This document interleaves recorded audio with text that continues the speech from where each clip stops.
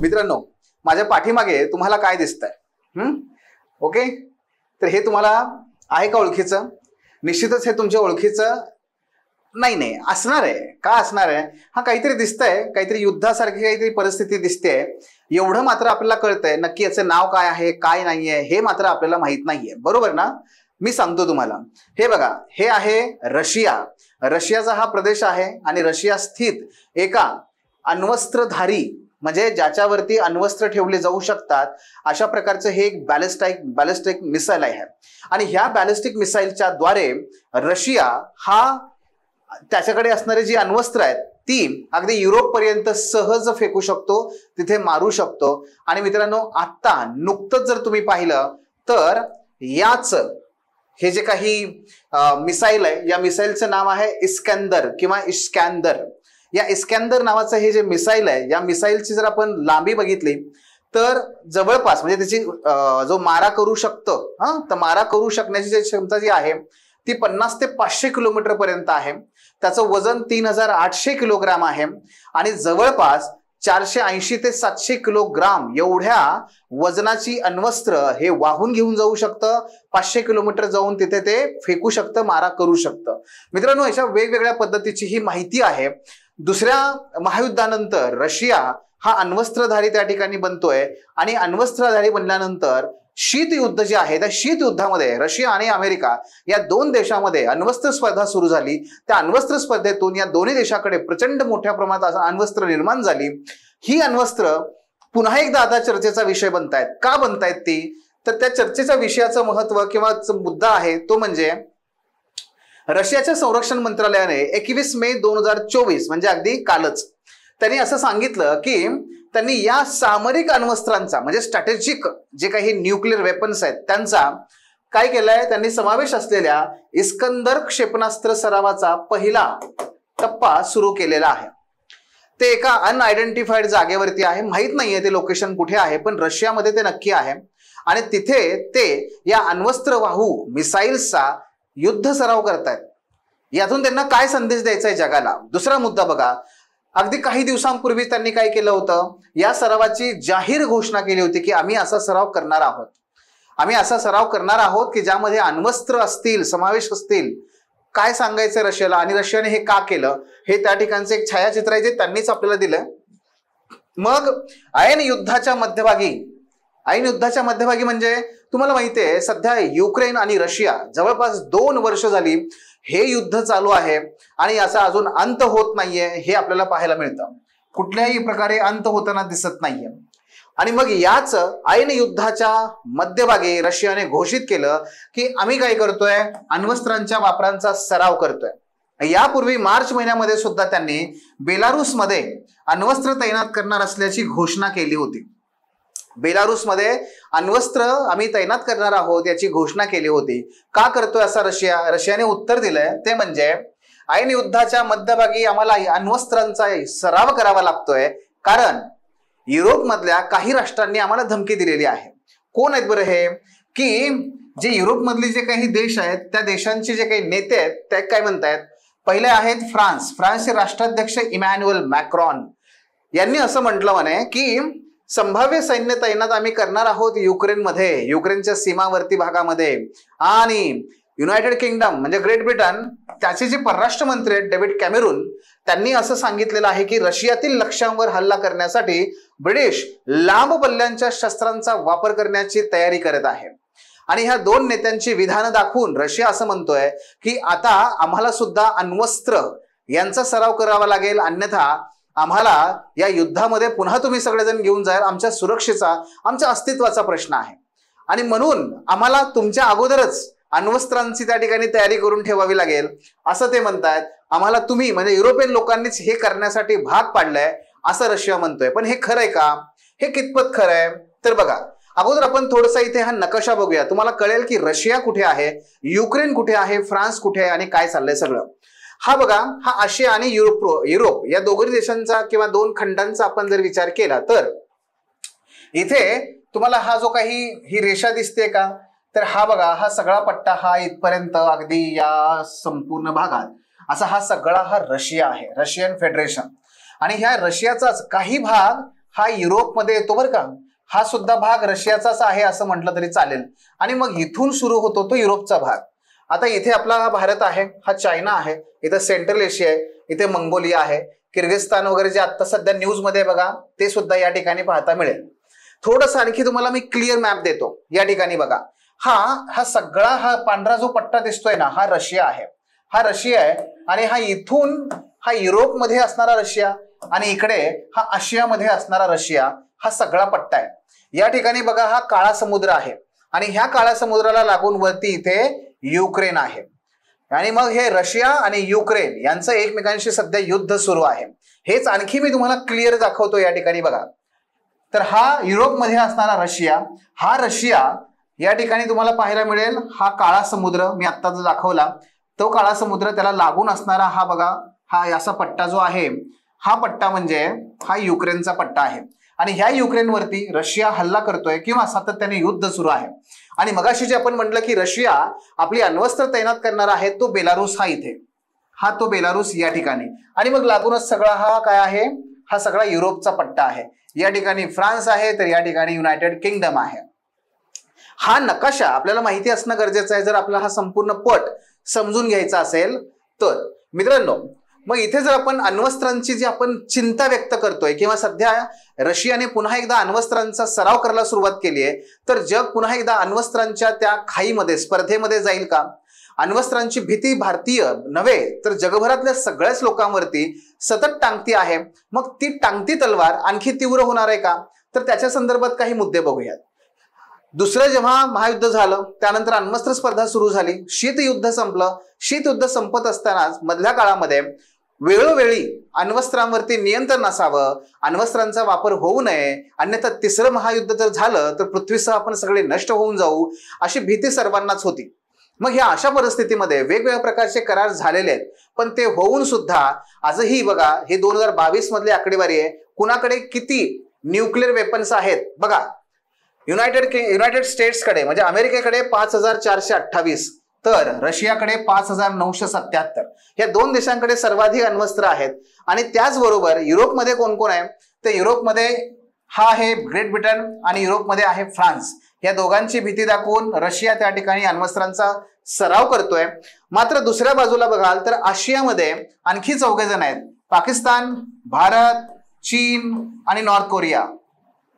रॉकेटमॅन, yes, हा north Korea 20 आहेत, China 350, Bharat 160, Pakistan 165. आणि ह्या सगळ्यांची काय होत आहेत, अण्वस्त्र क्षमता वाढत चालली आहे असं म्हटलं जातं.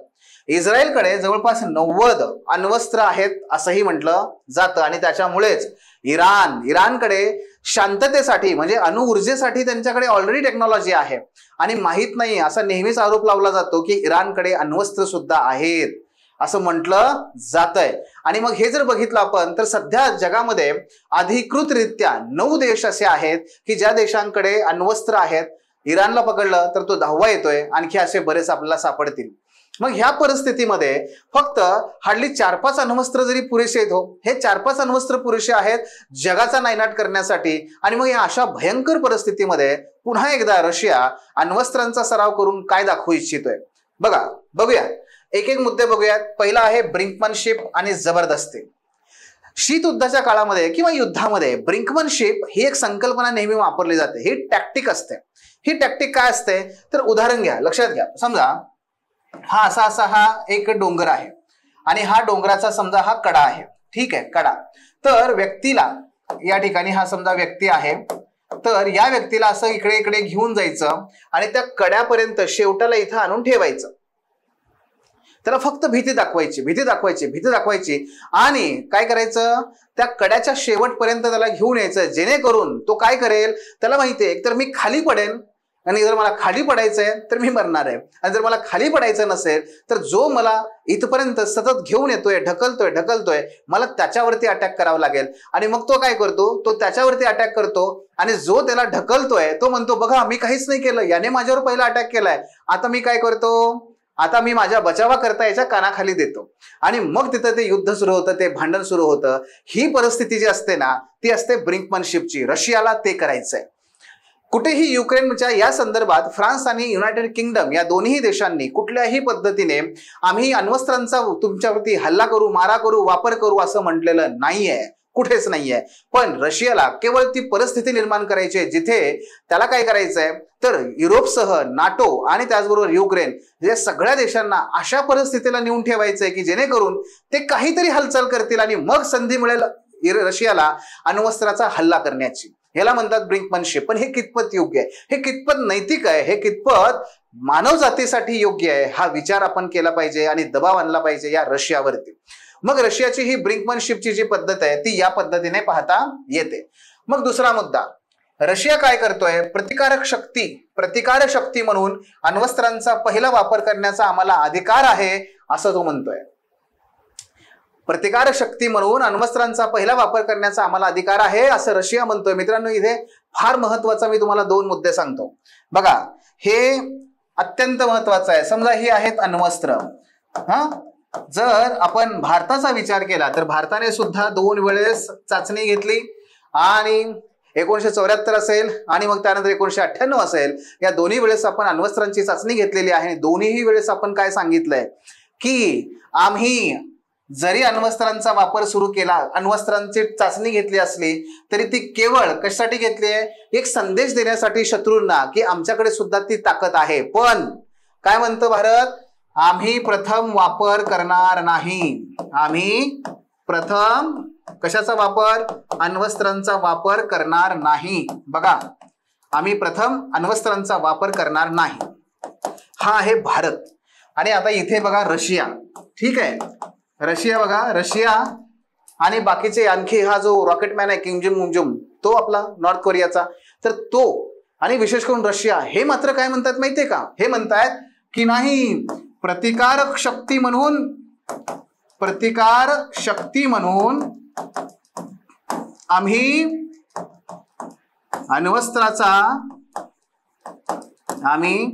अण्वस्त्रांचा प्रथम वापर करू शकतो नव्हे, तो आम्हाला अधिकार आहे. म्हणजे बघा किती अंतर आहे. भारत आणि आतापर्यंतची जी काही एकूण जागतिक स्तरावरती अण्वस्त्रांच्या बाबतीमध्ये जे सर्वमान्य धोरण आहे ते असं आहे की अण्वस्त्रांचा वापर हा सगळ्यात शेवटचा उपाय म्हणून केला पाहिजे.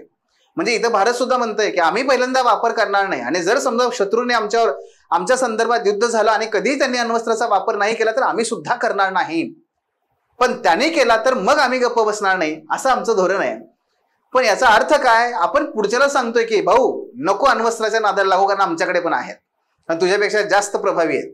पण इथे मात्र तुम्ही बघा, इथे काय शेवटचा वापर म्हणून आम्ही अण्वस्त्रांकडे पाहतोय आणि इथे मात्र रशिया म्हणतोय की नाही, काय पहिल्यांदाच वापरण्याचा आम्हाला तो अधिकार आहे. का, आमचा प्रतिकार शक्ती म्हणून, आमचं संरक्षण करण्याचा आम्हाला अधिकार आहे. तर आम्हाला अधिकार पण हा पण आहे की आम्ही पहिल्यांदा, म्हणजे कोणी करो अथवा न करो, आम्ही सुद्धा अटॅक करू शकतो. म्हणजे हे पहिल्यांदाच आता काय करतायत, अण्वस्त्राचा वापर करण्याची धमकी त्या ठिकाणी हे जगाला देत आहेत किंवा हा प्रकार सुरू करतायत, हा प्रघात सुरू करतायत. आणि हा फरक आहे. म्हणून मुद्दा काय म्हटला मी तुम्हाला इथे की प्रतिकारक शक्ती म्हणून अण्वस्त्रांचा पहिला वापर करण्याचा आम्हाला अधिकार आहे असं ते म्हणतायत, रशिया म्हणतोय. आणि जर हा सर्वमान्य नियम झाला, म्हणजे काय, जर याचं अनुकरण इतर अनेक लोक करायला लागले तर याचे फार मोठे परिणाम होऊ शकतात. मग हे परिणाम जे आहेत ते कशा पद्धतीने, ते पाहण्याच्या अगोदर तत्वाच्या आकलनामध्ये चिंताजनक बदल झाला. कुठलं तत्व हो, तो म्हणजे तेच मी आता सांगितलं, त्याला न्यूक्लिअर डिटरन्स म्हणतात याला इंग्लिशमध्ये. म्हणजेच काय की अण्वस्त्रांचा वापर हा नेहमी एक ढाल म्हणून केला जातो, ढाल, संरक्षण, प्रतिरक्षण म्हणून केला जातो. पण याचा अर्थच बदलवून टाकला रशियाने. तो अर्थ कसा बदलवला त्यांनी की आतापर्यंत जग म्हणत होतं की आमच्याकडे अण्वस्त्र आहेत, आम्ही शेवटचा वापर म्हणून त्याचा करू शकतो, शेवटचा प्रयत्न, शेवटचा प्रकार म्हणून आम्ही ते करू शकतो. रशिया म्हणतोय नाही, पहिलाच प्रयत्न आम्ही ते करू शकतो, कोणी करू अथवा न करू, आम्ही त्याचा पहिल्यांदा उपयोग करू शकतो, पहिल्यांदा उपयोग करण्याचा अधिकार आम्हाला आहे. अर्थच बदलवून टाकला त्यांनी. आणि म्हणून हे जे काही प्रतिकारक शक्ती म्हणून अण्वस्त्रांचा पहिला वापर या तत्वाच्या आकलनात चिंताजनक बदल होत आहेत. जसं की बघा काय बदल होत आहेत चिंताजनकाच्या. पहिला मुद्दा जर लक्षात घेतला आपण, मी तुम्हाला अगोदर पारंपरिक कॉन्सेप्ट सांगतो. पारंपरिक कॉन्सेप्ट जर बघितली आपण तर कोणती कॉन्सेप्ट, की अण्वस्त्रांचा वापर हा आम्ही शेवटचा प्रयत्न किंवा शेवटचा पर्याय म्हणून आम्ही करणार, हे जगाचं मान्य तत्व होतं बरं का. हा, आणि हे का करायचो आपण सगळे, का करायचो असं, त्याचं कारण असं आहे, कारण ज्याच्याकडे अण्वस्त्र आहेत त्याने जरी समजा पहिल्यांदा हल्ला केला तर त्यालाही माहिती आहे आपण हल्ला केला तर तो समोरचा गप्प नाही बसणार, तो पण आपल्यावर हल्ला करणारच आहे. आणि याच्यामध्ये काय होईल, दोघांचंही प्रचंड नुकसान होणार आहे. पहिला, परस्पर खात्रीशीर विनाश. परस्पर खात्रीशीर विनाश होणार हे सगळ्यांना माहिती आहे, आणि म्हणून सगळं जग काय म्हणतंय, अण्वस्त्रांचा वापर हा शेवटचा पर्याय, हे ते जग म्हणतंय. रशियाच्या उलट चाललाय. दुसरं, अस्तित्वाच्या धोक्याचे प्रकरण, शत्रूकडून अस्तित्वाचा धोका. म्हणजे जगातल्या प्रत्येक देशाला हे मान्य आहे की अण्वस्त्रांचा वापर ज्याच्याकडे आहेत त्याच्याकडे त्याने कधी करावा, जेव्हा त्याला असं वाटेल की आता माझं अस्तित्वच टिकणार नाही, इतकी धोकादायक परिस्थिती निर्माण झालेली आहे की आता माझं अस्तित्व टिकणार नाही, असं जर त्याला वाटलं तर मग काय, असंही वाचणार नाहीये, चला अण्वस्त्राचा मारा करून बघू, वाचलो तर वाचलो, नाहीतर असंही मरणारच आहे. मग ही परिस्थिती जी आहे शेवटची जर तिथे निर्माण झाली, जे कदाचित होत नाही, ते सहसा होत नाही, पण जर झालीच तर मग त्याने काय करावा, अण्वस्त्राचा वापर करावा शेवटचा पर्याय म्हणून. पण रशियाने मात्र काय केलंय, हे सगळं काय हो अथवा न हो, पहिल्यांदा सांगितलंय आम्ही पहिल्यांदा मारा करू शकतो बरं का, अमेरिकेला त्यांनी सांगितलंय, हे दाखवतायत सरावाच्या माध्यमातून.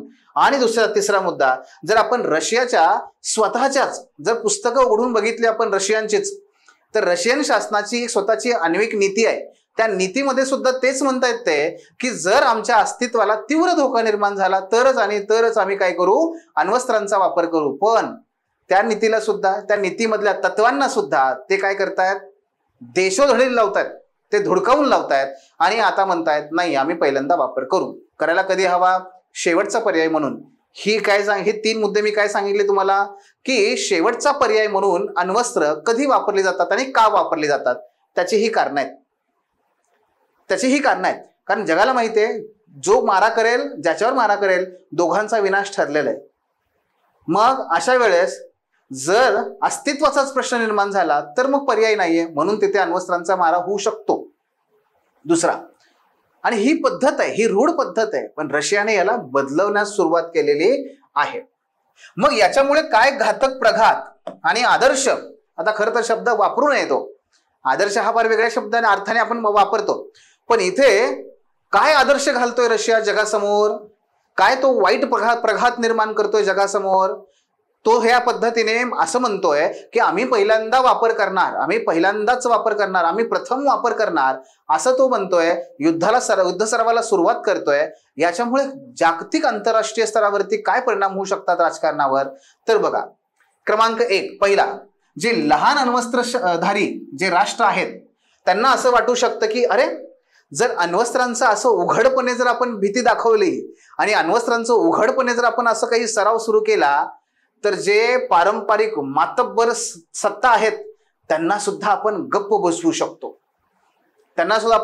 शकतो. पारंपरिक मातब्बर सत्ता म्हणजे चीन असेल, अमेरिका असेल, यासारख्या किंवा युरोपातल्या, यांना आपण गप्प बसवू शकतो. आणि मग ते सुद्धा काय करतील, अण्वस्त्रांचा उघडपणे धमकी द्यायला सुरुवात करतील. पहिला परिणाम होऊ शकतो. दुसरा, इराण आणि उत्तर कोरिया सारख्या देशांचे स्वमर्यादांचा उंबरठा ओलांडण्याची धाट शक्यता आहे. तुम्हाला माहिती आहे काय विस्फोटक परिस्थिती आहे सध्या मध्य आशियामध्ये. इस्रायल पॅलेस्टाईन आणि त्याच्या पद्धतीने इराणने केलेले हल्ले अत्यंत विस्फोटक परिस्थिती आहे. काही दिवसांपूर्वीच इराणने म्हटलेलं आहे की जर इस्रायल कडून जर आम्हाला अशा प्रकारे धोक्याची शक्यता वाटायला लागली, या शांततेचा जो आण्विक तंत्रज्ञान आहे हे आम्ही कधी क्षणार्धामध्ये त्या अण्वस्त्रामध्ये रूपांतरित करू हे तुम्हाला कळणार सुद्धा नाही. त्यांनी स्पष्टपणे धमकी दिलेली आहे. आणि मग ह्या अशा परिस्थितीमध्ये जर रशिया हा अशा प्रकारे वागायला लागला तर डेफिनेटली नॉर्थ कोरिया सारखे, या इराण सारखे देश जे आहेत हे सुद्धा उघडपणे आपल्या मर्यादा ओलांडतील. ही दुसरी बाब होईल. तिसरा मुद्दा, अण्वस्त्र ही आता शेवटचा उपाय नव्हे तर प्रथम उपाय म्हणून गणली जातील. प्रत्येकजण म्हणेल हे शेवटचं नाही, आम्ही पहिल्यांदाच प्रथम आम्हीच वापर करणार. याने अण्वस्त्राच्या स्पर्धेला आणखी मोठी तिथे चालना मिळेल. पुढे, आण्विक आणि पारंपरिक युद्धातील फरक जो आज आहे आज आण्विक युद्ध कुठे नाही सापडत आपल्याला, कारण शेवट झालं ते जपान सोबत अमेरिकेने हल्ला केला नागासाकी हिरोशिमावरती, त्यानंतर अजूनही नाही आहे. मग जे काही युद्ध होत आहेत ती पारंपरिक होत आहेत, त्यात अण्वस्त्रांचा कुठे समावेश नाही. पण जर हे असं व्हायला लागलं तर अण्वस्त्र विरहित युद्ध आणि अण्वस्त्र सहयुद्ध असा काही फरक राहणारच नाही. सगळीकडे अण्वस्त्रांचा वापर हा व्हायला सुरुवात होईल. आणि त्याच्यामध्ये पुढचा मुद्दा, अण्वस्त्रांचा प्रसार न करणं. निशस्त्रीकरणाच्या दिशेने आधीच निष्प्रभ आणि अर्धवट मनाने जे प्रयत्न होत आहेत, प्रयत्न असे होत होते मित्रांनो, एक NPT म्हणून करार आहे. या NPT कराराच्या अंतर्गत होतंय असं की सर्वांनी आपल्या शस्त्रांचं हळूहळू प्रमाण कमी करावं आणि याचा वापर फक्त शांततेसाठी करावा. परंतु ते एफर्ट्स ऑलरेडी फार अर्धवट मनाने, म्हणजे काय, उगी आपलं काहीतरी दाखवण्याचा प्रयत्न म्हणून ते केले जात आहेत. आणि ह्या अशा प्रयत्नांना पुन्हा खीळ बसेल, कारण रशिया उघडपणे त्याचं त्या ठिकाणी समर्थन करतोय. आणि त्याचबरोबर याच्यामुळे काय होईल तर इतर देशांना धोका टाळण्यासाठी अण्वस्त्रांचा पाठपुरावा करण्यास रशिया प्रवृत्त करेल. ज्या देशांना, छोट्या छोट्या देशांना आज असं वाटतंय की नाही ठीक आहे आम्ही आहोत तिथे बरे आहे, पण हे जर अशा प्रकारे जर युद्धामध्ये प्रथम वापर अण्वस्त्रांचा व्हायला लागला, होणार असेल, तर जे छोटे छोटे राष्ट्र आहेत ते सुद्धा मग प्रयत्न करतील. आपल्या देशातल्या लोकांना भाकरी मिळते का नाही याच्यापेक्षा त्या अण्वस्त्रांची शेकोटी पेटवण्याचा प्रयत्न हे सगळे लोक करतील. म्हणजेच काय, अण्वस्त्र स्पर्धा पुन्हा वाढेल. आणि त्याचबरोबर सध्या सुरू असलेल्या युद्धामुळे अण्वस्त्रधारी राष्ट्रांच्या आक्रमणापुढे अण्वस्त्रधारी किंवा अण्वस्त्रेतर, म्हणजे ज्यांच्याकडे अण्वस्त्र नाही आहेत, अशा राष्ट्रांची असुरक्षितता उघड झालेली आहे. आम्ही प्रथम वापर करणार या वाक्यातच काय आहे, तू आवाज नाही करायचा अन्यथा माझ्याकडे अण्वस्त्र आहे टाकणार तुझ्या अंगावर, या पद्धतीने हे बोलणं झालं. यातून काय होत आहे, तुम्ही सर्वांनाच अण्वस्त्रांची भीती दाखवून असुरक्षित करता आहात. असुरक्षितता जिथे निर्माण होते मित्रांनो, तिथे शस्त्रास्त्रांची स्पर्धा सुरू होते, तिथे हिंसेचे वातावरण तयार होतं आणि शांतता भंग पावते. हे परवडणारं नाहीये, जग ऑलरेडी अशांत आहे. आणि म्हणून वेळीच रशियाला रोखणं गरजेचं आहे. आणि म्हणून म्हणतो आपण की रशियाने आण्विक प्रतिकार शक्ती कशी कार्य करते याबद्दलची समजच बदलवून टाकलेली आहे.